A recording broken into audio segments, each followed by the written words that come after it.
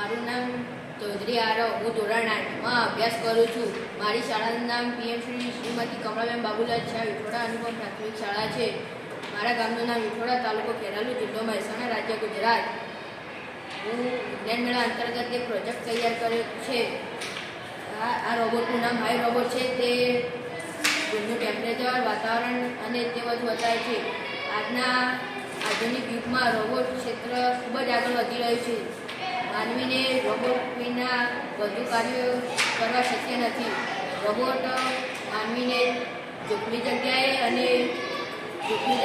કાર્ય કરવામાં મદદ કરે છે.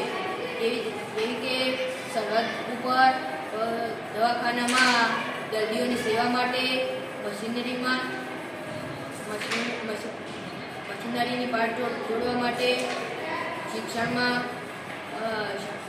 શિક્ષકની જગ્યાએ શીખવવા માટે,